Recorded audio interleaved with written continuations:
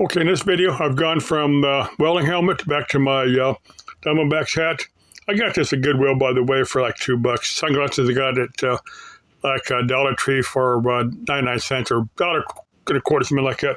Now, let me show you some of the tools. Some of you, most of you are going to know what these are. A few of you probably won't. Now, it wouldn't hurt any of you to pick up one of these and learn how to use it. This is a standard screwdriver. This is a Harbor Freight special. You get a set of them for like $7 or $8. I get cheapy stuff because I break and lose stuff. I wouldn't get a set of like Mac or Snap-on because I lose stuff. I've had a few stuff stolen, but the vast majority of stuff I just flat out lose. I'll leave on a roof somewhere. And I've found other guys' tools that they've left. Not often, but I have found other guys' tools. I'm going to get this ratcheting screwdriver in a second here. I've got a pair of different size crescents. This one's got a rubberized grip on it. These are adjustable wrenches. They're crescent wrenches. There's a smaller one. Again, these are Harbor Freight. Harbor Freight's got sets of these for $10, $15, something like that. They're cheapies. Now, this screwdriver, this is a ratcheting screwdriver. They come with a set of, these bits come out. You can get different bits for that one's. It's hard to do this one-handed, but some chick told me I didn't know how to screw. So I said, well, let me get a screwdriver where I can show you I do know how to screw. That's a joke, by the way. Now let me show you my, that's an amp meter. You just show them, turn it on. What's that?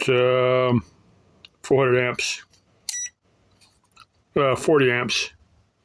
Yeah. Now this one, this is not my regular meter. I keep this one separate. This is my backup amp meter. Now not only is this an AC amp meter, this is a DC amp meter.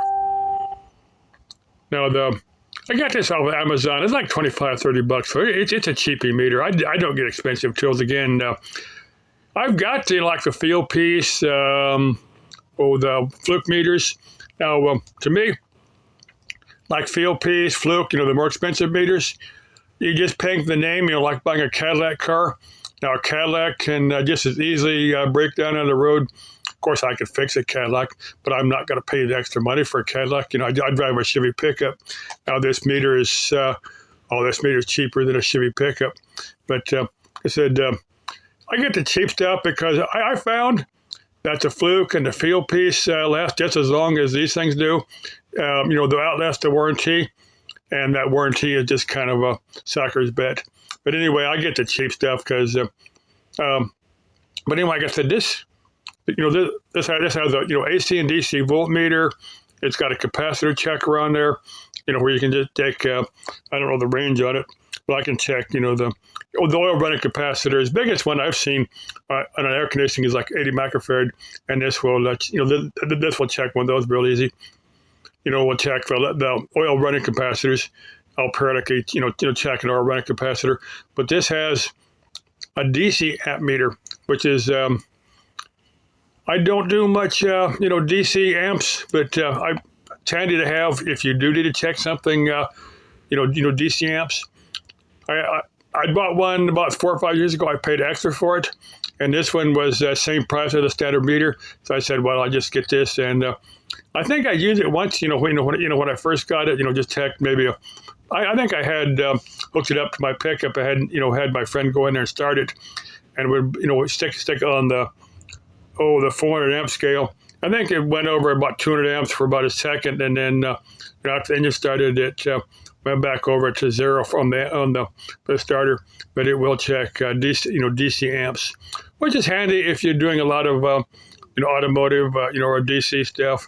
I don't know how it works in real low resolution, like if you check like an LED bulb that might draw just a milliamp here or there at 12 volts DC.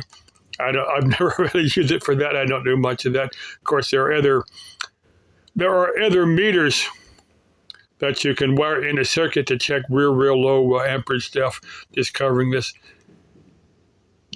Now, if somebody wants me to do a DIY video on how to troubleshoot various stuff, if some chick is looking for a guy to do DIY videos with her, where I can do the video and she can hold the camera, or I can hold the camera while she does it.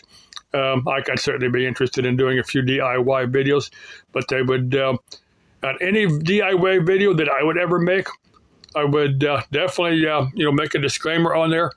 I'm not, I don't know your technical skills. I don't know your abilities. You're on your own.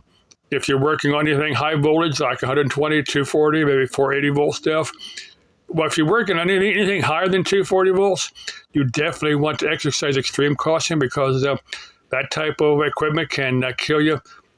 It's very, very unforgiving to stupidity, for not knowing what you're doing, for just mistakes. Anything high voltage is very, very unforgiving to anybody's stupidity or mistakes, not knowing what they're doing. I'll include that disclaimer on any DIY video I make. Working with energized equipment, equipment that is energized when you're working on it. A lot of equipment you can troubleshoot with it de-energized. Like if you check your running capacitor, you can disconnect it from the circuit, de-energize the circuit, disconnect it, and then check a capacitor. That's the only way you can check a capacitor is out of circuit, because the capacitor checker out here will not check it in the circuit, because I can guarantee you I've checked a few times and it will give you erroneous readings if you check it in the circuit. So it's got to be completely removed, because that's easy. You just pull off a few wires and check it. That's the only way you can check it. Okay, you're showing what's my tools. Okay, I'm going to make a few videos now that one was me in the welding helmet. Now I've got one.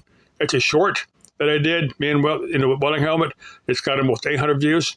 I made another one very, very similar to it with me in the welding helmet. It's got about 5 views. This YouTube thing is weird. I don't get why one video has hundreds of videos and then the other one has 5 views.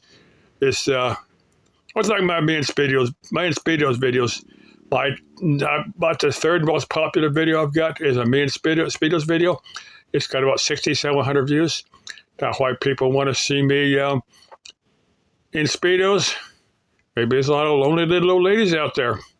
I'm kind of hoping that there's a lot of lonely little old ladies out there, and one of them would want to make a collab video with me. You don't have to have a YouTube channel. Just a desire to make a collab video with me on almost anything that we both would find interesting, something that we both find exciting. Okay, love you. Let's keep life exciting and interesting. Bye-bye.